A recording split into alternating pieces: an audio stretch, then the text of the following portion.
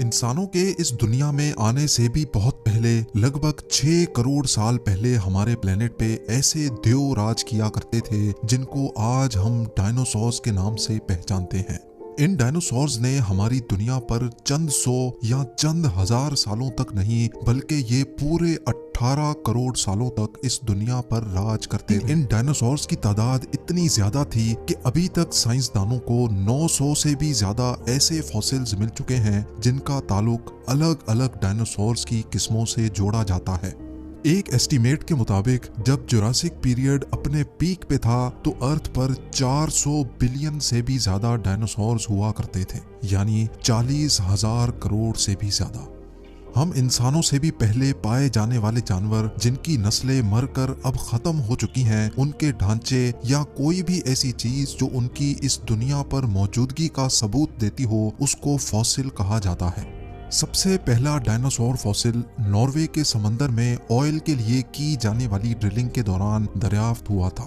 ये फॉसिल समंदर के बॉटम से भी 2250 मीटर नीचे दफन हो रखा था। करोड़ों साल तक जमीन के अंदर दफन रह जाने की वजह से फॉसिल का अपनी असली हालत में रहना काफी ज्यादा मुश्किल होता है। ज्यादातर फॉसिल्स तो गल कर ऑयल बन जाते हैं जिनको हम प्रोसेस करके फ्यूल के तौर पे इस्तेमाल करते हैं। कई बार उनकी सिर्फ टूटी फूटी हड्डियों के हिस्से मिल पाते हैं या अगर बहुत हो जाए तो उनका सिर्फ ढांचा ही मिल पाता है। अगर गूगल पर डायनासोर्स टाइप करके सर्च किया जाए तो एक लंबी लिस्ट सामने आ जाती है। ये सब उन डायनासोर्स की किस्में हैं जिनके फॉसिल्स के चंद हिस्से हमें मिले थे। इन हिस्सों को जोड़कर और मुख्तलिफ जगह से इनके फुटप्रिंट्स का मुआयना करके एक अंदाजा लगाया जाता था कि ये देव दिखते कैसे थे, इनका चलने का अंदाज कैसा था और ये क्या कुछ खाते थे। अभी तक हमें कोई एक भी ऐसा डायनासोर फॉसिल नहीं मिला जो बिल्कुल अपनी असली हालत में मौजूद हो, लेकिन अब अनकरीब मिलने जा रहा था। 2011 में शॉन फंक नामी शख्स कनाडा की एक माइन पर खुदाई का काम कर रहा था। ये खुदाई जमीन में 200 फीट डीप सेंकोर मिलीनियम माइन के लिए की जा रही थी जो कनाडा की प्रोविंस एल्बर्टा में वाक़ है। दोपहर के 1:30 बज रहे थे और खुदाई का काम जोरों शोरों से चल रहा था। वैसे तो यहाँ की मिट्टी बिल्कुल सॉफ्ट थी और इसी वजह से एक्सकवेटर को ज्यादा जोर भी नहीं लगाना पड़ रहा था, लेकिन फिर एक पॉइंट ऐसा आया जब एक्सकवेटर को अपने दांत मिट्टी में धंसाने के लिए जोर लगाना पड़ा। पहले तो शॉन फंक जो कि एक्सकवेटर को ऑपरेट कर रहा था, उसने समझा कि शायद उसके रास्ते में कोई बड़ा पत्थर आ गया है। जब उस पत्थर नुमा चीज पर जोर लगाया गया तो शॉन को एक अजीबो गरीब पैटर्न जमीन में धंसा हुआ नजर आया। चारों तरफ डार्क ब्राउन मिट्टी और उसके बीच में एक ऐसा पैटर्न जिसके अंदर इस तरह के सर्कल्स बने हुए थे। ये मंजर देखकर शॉन की जगह कोई भी होता तो वो उसको देखने के लिए जरूर रुक जाता, और एग्जैक्टली शॉन ने भी ऐसा ही किया।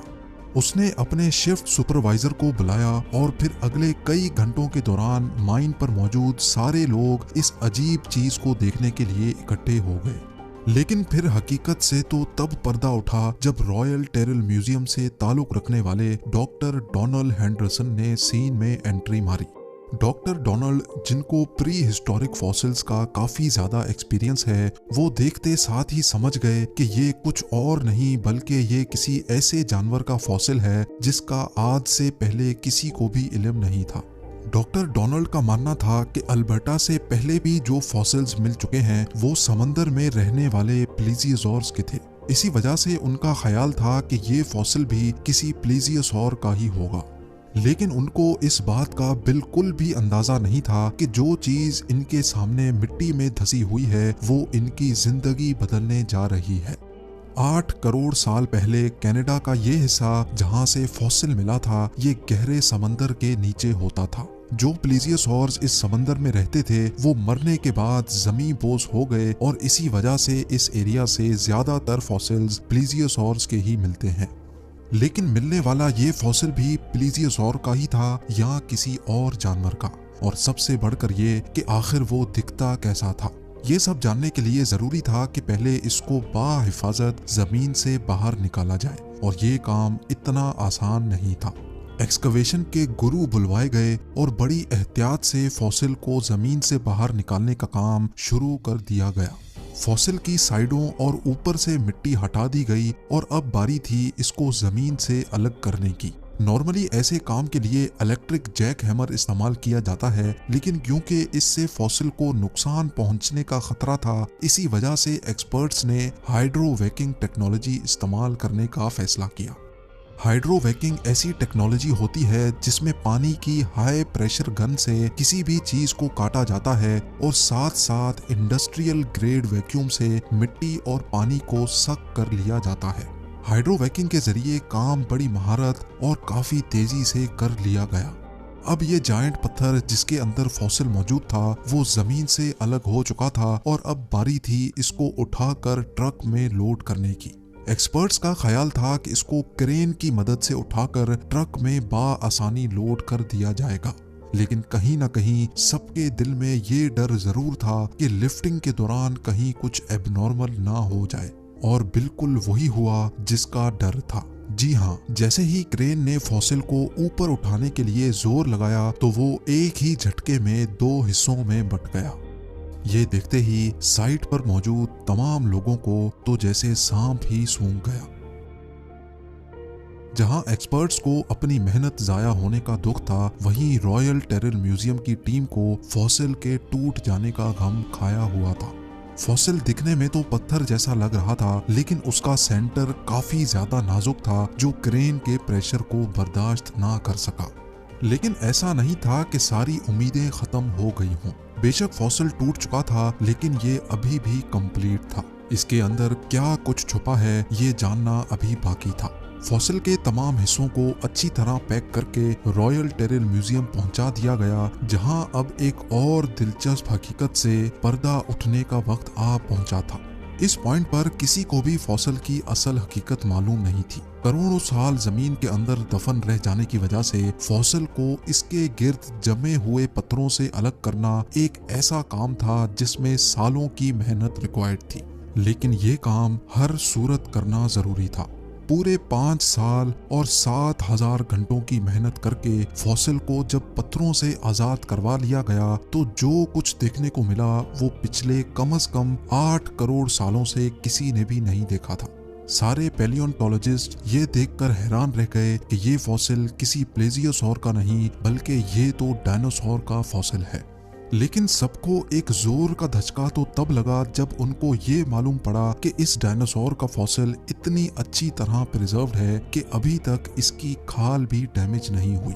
ये दुनिया का वाहिद ऐसा डायनासोर था जो हमें बिल्कुल असली हालत में मिला था। माजी में जितने भी डायनासोर फॉसिल्स हमें मिल चुके हैं, ज्यादा से ज्यादा उनकी हड्डियां मिलती थीं और फिर कई सालों की मेहनत करके उनको वापस जोड़कर म्यूजियम्स में रख दिया जाता था। रेडिश ब्राउन कलर की स्किन, सेल्फ डिफेंस के लिए पूरी बॉडी पर आर्मर्ड जैकेट और 3.5 टन वजनी इस डायनासोर के बारे में इससे ज्यादा और कुछ मालूम नहीं था।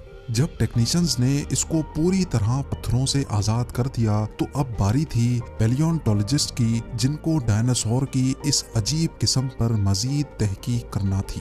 रिसर्चर्स पहली बार एक ऐसे नमूने पर रिसर्च कर रहे थे जो बिल्कुल ओरिजिनल हालत में मौजूद था।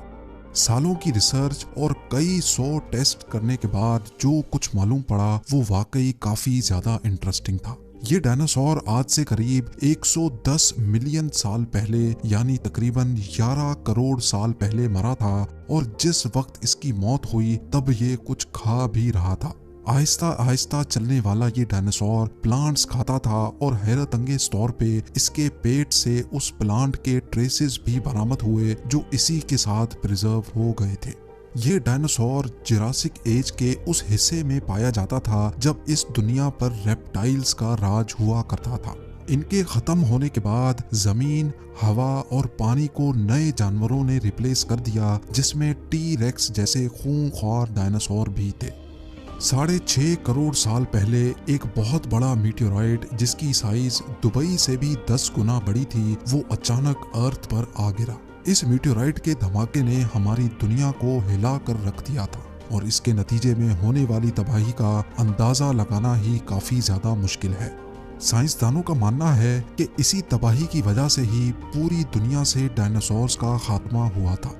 लेकिन एक्सपर्ट्स पुरुम्मीद हैं कि इस तरह के लाखों फॉसिल्स पहाड़ों या जमीन के नीचे अभी तक दफन है। ये वीडियो भी आप लोग भरपूर लाइक और शेयर करेंगे। आप लोगों के प्यार भरे कमेंट्स का बेहद शुक्रिया। मिलते हैं अगली शानदार वीडियो में।